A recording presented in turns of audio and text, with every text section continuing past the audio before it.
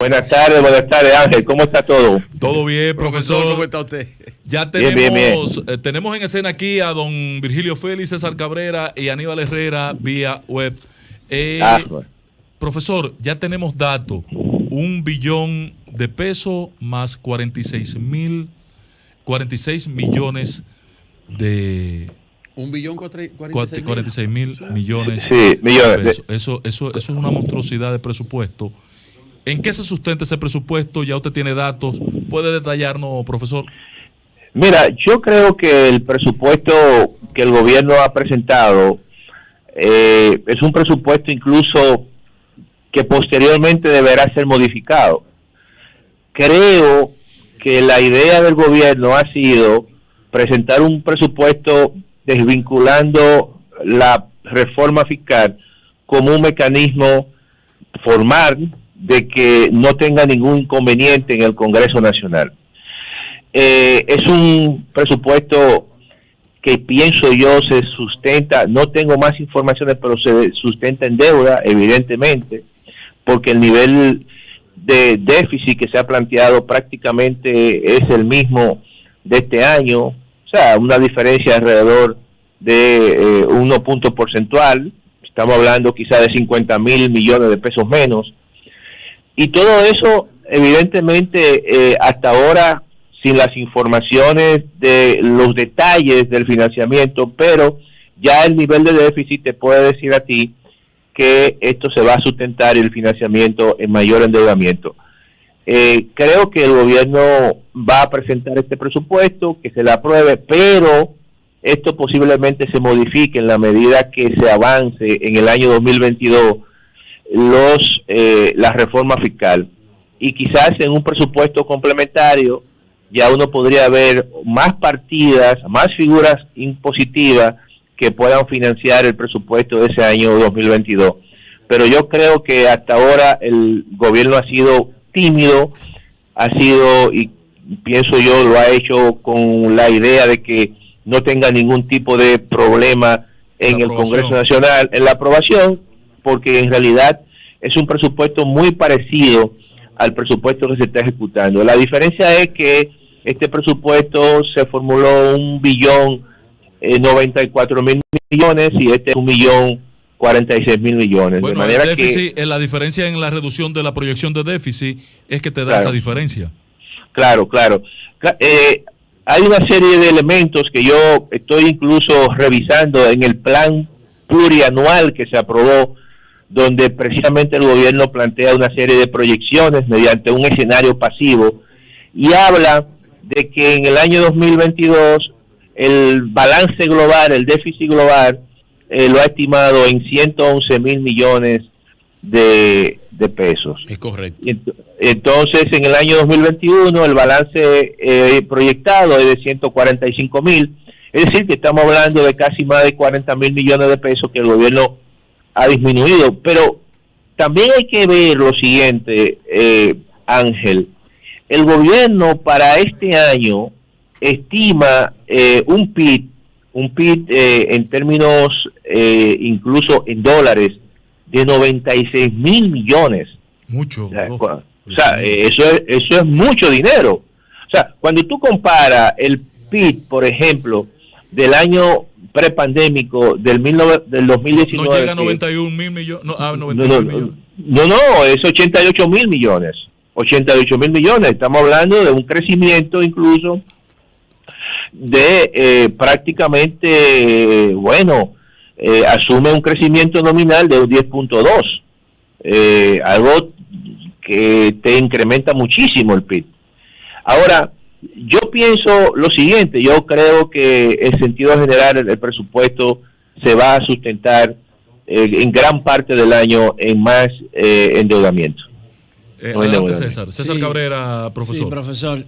A ver si lo interpreté bien. Sí. Lo que usted está planteando es que esos ingresos, parte o muchos de esos ingresos que se han puesto en el presupuesto, que van a ser financiamiento, es para ser sustituido después de la reforma fiscal.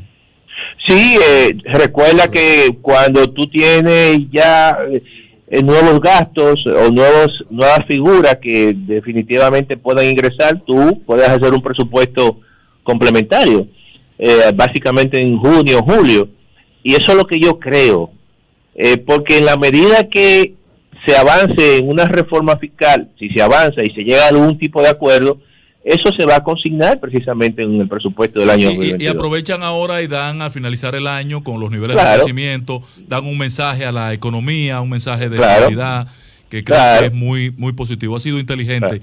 Ahora, este monto de 872 mil millones de pesos en recaudación, aduana, impuestos internos, que están proyectados en este presupuesto, profesor, ¿usted le ve sustentación, solidez a esta proyección?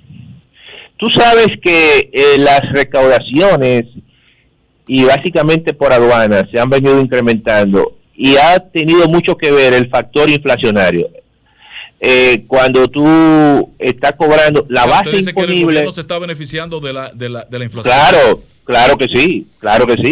Se está beneficiando por lo siguiente, porque cuando tú liquidas en aduana, tú estás liquidando sobre una base mayor, es decir, aumentan los fletes, aumentan los costos de transporte marítimo y todo eso amplía la base sobre el cual tú aplicas la tasa correspondiente y entonces tú estás observando que los ingresos de aduana, en la medida que los procesos inflacionarios y de la inflación mundial se ha incrementado, también se han incrementado los ingresos por aduana. Entonces el gobierno en ese sentido podría verse beneficiado en términos de mayores recaudaciones este año.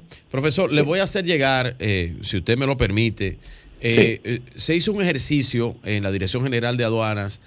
Usted sabe que hay un ejercicio macroeconómico que le llaman el flatten the line, no sé decirlo en español, es donde usted iguala los factores entre los años en el tiempo y puede medir con precisión si ha habido también algo de eficiencia y productividad dentro del proceso aduanero. Le puedo decir que esos cálculos econométricos dan una eficiencia superior al 16%. No obstante, haciendo un flat the line sobre todos los años en el time-lapse no con precio promedio, sino con el precio más relevante o con la moda, con el que más se utilizó en los últimos 6 años. O sea, que en ese análisis económico, como quiera, la Dirección General de Aduanas proyecta una eficiencia y productividad de más de un 16%. Si bien es cierto que el tema de los fletes ha tenido una incidencia de un 5.86%, lo que usted dice tiene razón. Pero significa algo, profesor, y ayer se lo pregunté a don Henry Gebrard, y tiene que ver algo de que la inflación, no solamente en República Dominicana, sino a nivel mundial, tiene que ver con un factor de la pospandemia, que es que hay dinero en la calle para comprar. Pero no es positiva la inflación bajo ningún escenario. Adelante, pero profesor. Si hay dinero, si usted tiene la capacidad adquisitiva, la inflación sube por un asunto de demanda. Adelante, Siriaco. No, tú tienes razón.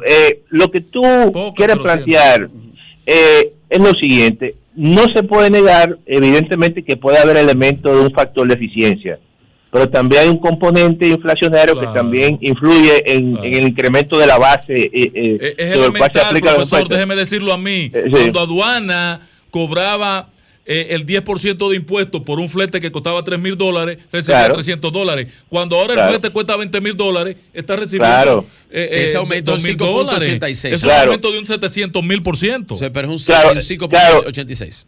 Entonces, lo otro es, no se puede negar que todo el proceso de estímulo, por ejemplo, el banco, la Reserva Federal de los Estados Unidos, incrementó su balance de 700 mil millones de dólares a 8.1 billones de dólares. ¿Qué significa eso? Que hay una cantidad de dólares en el mundo, y esos dólares en el mundo, evidentemente que generan capacidad de compra, generan demanda adicional. Y hay que tomar en consideración, por ejemplo, que en el caso de Estados Unidos, ahora mismo la mano de obra, tú no encuentras a un trabajador, y eso ha incrementado también los costos salariales, y eso también los costos de producción lo ha incrementado.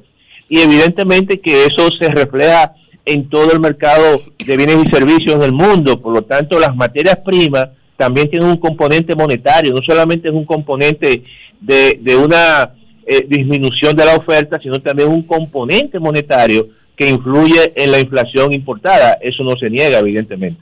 Profesor, gracias, finalmente profesor. Nos queda un minutico. Por haberle dado esa cátedra, Ángel, que no... Sí, yo la cojo porque usted es mi profesor, Siriaco. Y yo fue profesor mío, soy alumno aventajado. Entonces hay que revisar a Siriaco porque no sabemos cómo tú pasaste. Mire, profesor, déjeme preguntarle, usted, la gente aquí en los medios, los opinantes, los opinadores, han hecho mucho énfasis en decir, bueno, el gobierno bajó el presupuesto del año para el año próximo. ¿Usted podría dar una explicación para que la gente entienda por qué este ajuste del gobierno y si tiene algo de positivo, finalmente?